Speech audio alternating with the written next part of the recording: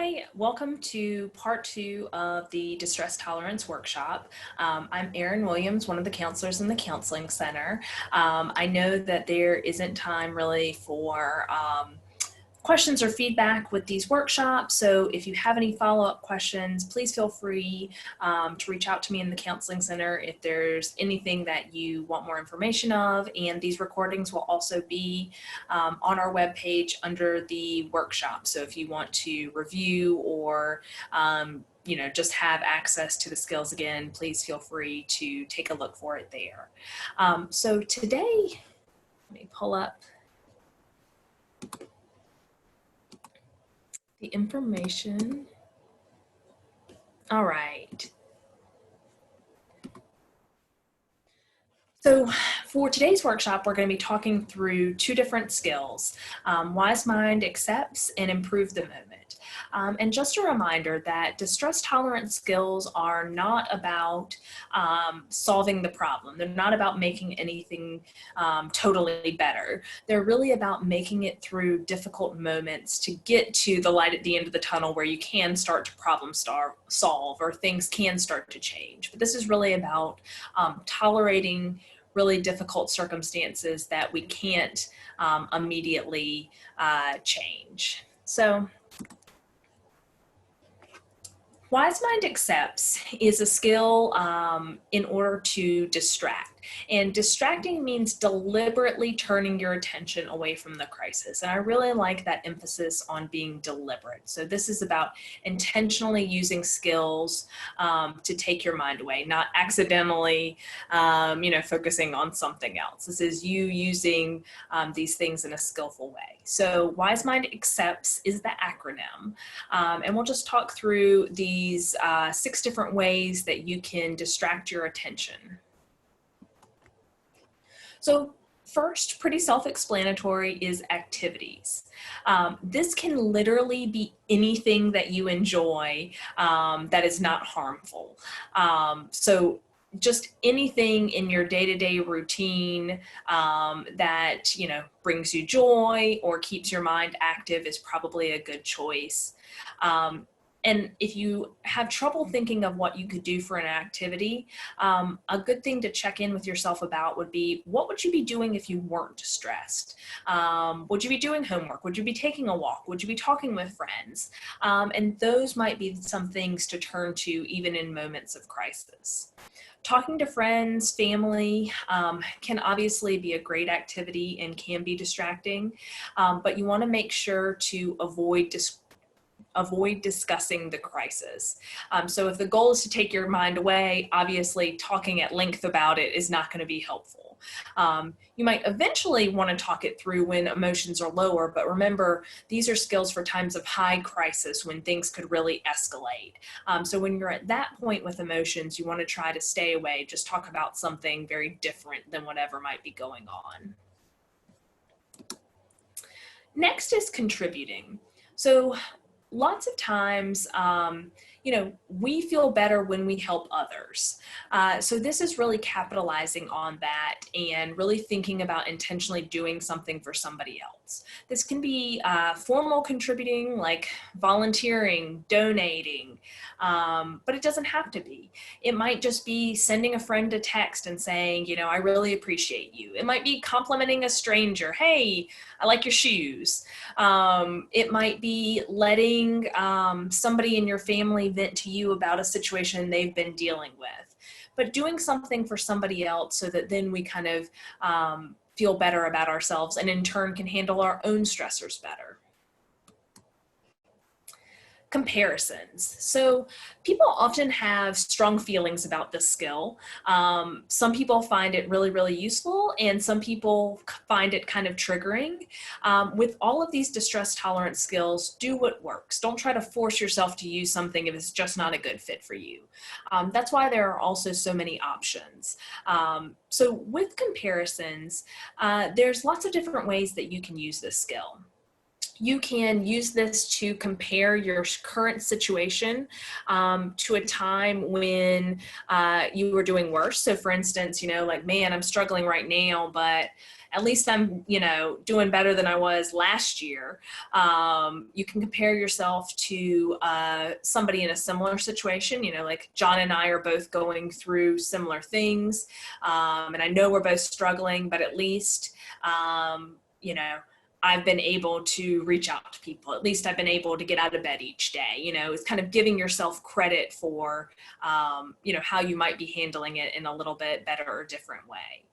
And certainly you can compare your situation to people that you don't even personally know. So this might be comparing to situations in the news. This might be comparing to people on reality TV shows. It could be even fake people. It could be soap operas or, drama that's not real. But just again, kind of using a way to put your own crisis in perspective.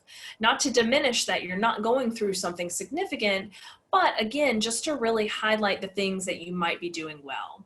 And I want to just highlight this last point, which is the goal of comparisons is not judgment. It's not to say, Sally's doing way worse than me, but it's about, again, being compassionate with yourself and giving yourself credit that you're doing the best that you can, even if things aren't perfect right now. Opposite emotion.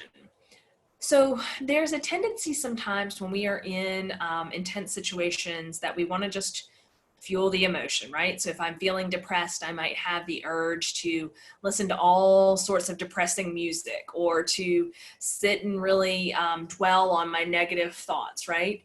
But with opposite emotion, again, this is being intentional about doing things that are very different than how you're feeling. We don't want to add fuel to that emotional fire. So if you're sad, watching comedy. If you're anxious, maybe doing a relaxation exercise. If you're angry, maybe helping somebody out. Again, really channeling and trying to cultivate a different emotion. So think about, how you're feeling, think about something that is opposite, and then identify what actions you can take to try and shift your current emotion. And even if your emotion doesn't totally change, acting opposite can shift it enough that it takes away some of the intensity. Pushing away. When we push away, this is about deciding that, we can't deal with this situation right now. We don't have mental space or energy to handle the thoughts.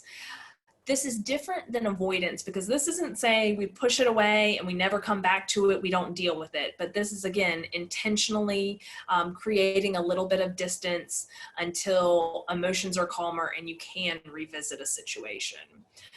This is a choice about taking care of yourself rather than choosing not to deal with things. And that's a very different intention, a very important distinction.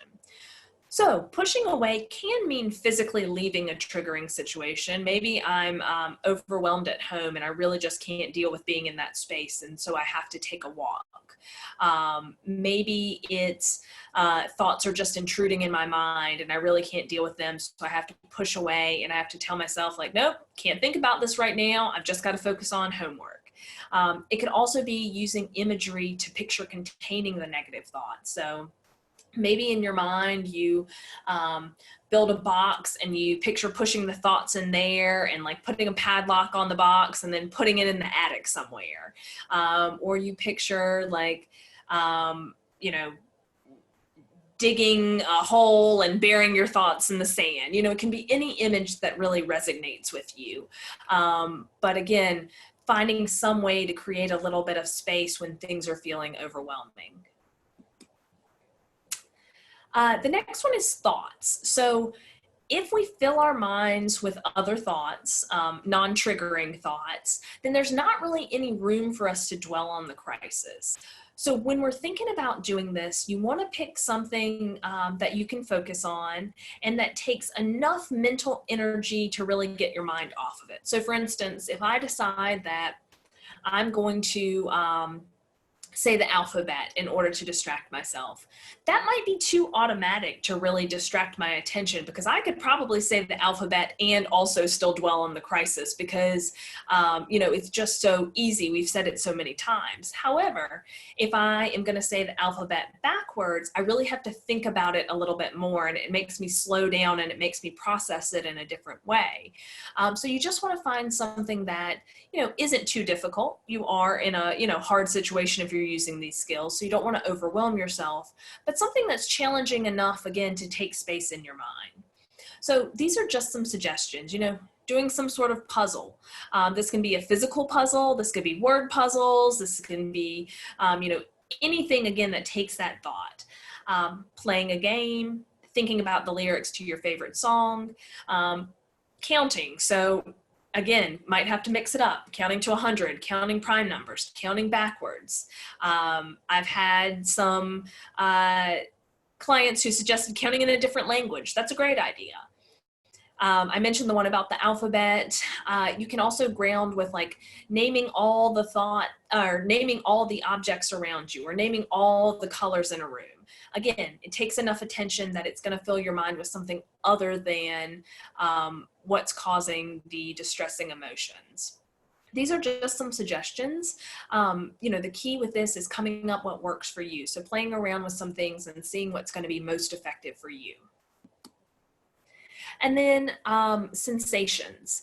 So this is doing physical actions to help bring your emotions down and quiet your thoughts. Essentially doing some physical things to ground you and kind of snap you back into the moment. So just some suggestions. Wearing a rubber band on your wrist so that you can kind of pop yourself back into the moment.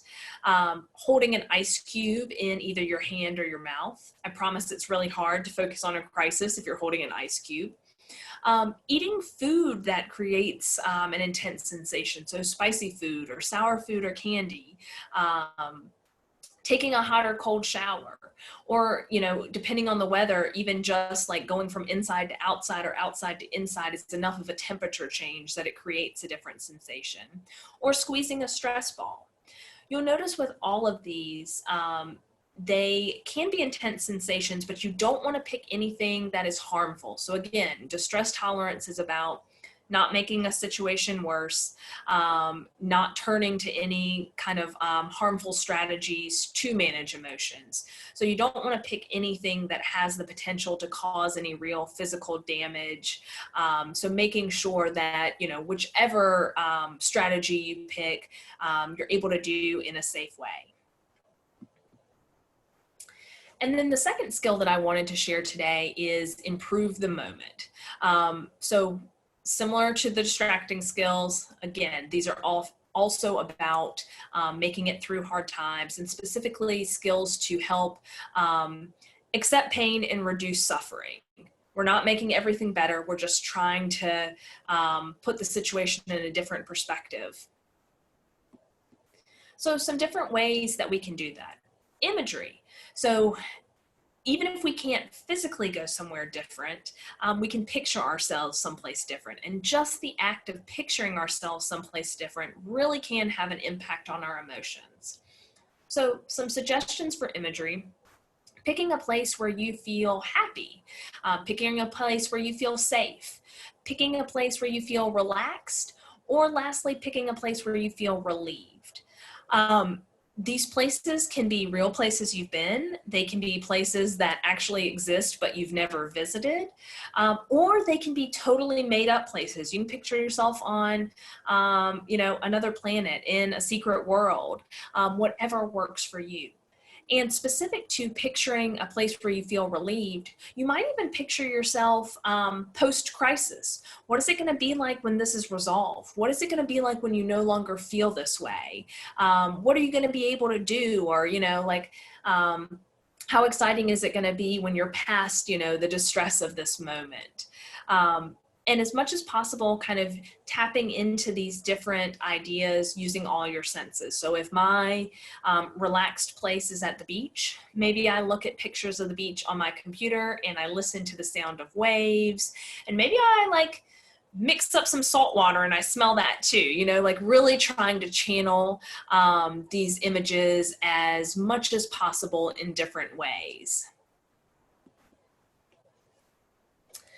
So this next skill, meaning, is one that I think can be really, really beneficial and can be really hard when we're in a moment of crisis. So these are just some questions to kind of check in with yourself about to try and get at this idea of meaning. So what can this crisis or tolerating this crisis do for you? What will you or could you get out of this? And what are your core beliefs or religious spiritual traditions? So certainly religious or spiritual beliefs have lots of ways to kind of understand suffering, and sometimes that can be a way to put difficult moments in perspective. But even without that, there are ways to kind of find the meaning in terms of personal growth, or notice how we might be benefiting from a situation even though it's hard. So for instance, maybe it's what I'm getting out of tolerating this crisis is proving to myself that I can handle hard things, or showing how resilient I am. Or even thinking about the situation with COVID-19, there's obviously a lot of negative things happening and a lot of really difficult circumstances that people are dealing with. And I've also found people appreciating time with family, or connecting to nature, or, being appreciative of, connecting with friends virtually in this time.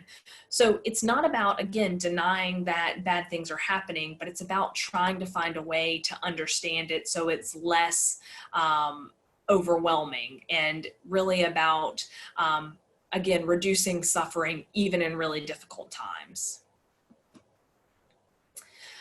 So certainly prayer is one that can be used to improve the moment. Prayer, has a connotation that it is connected to religion, and certainly that can be the case.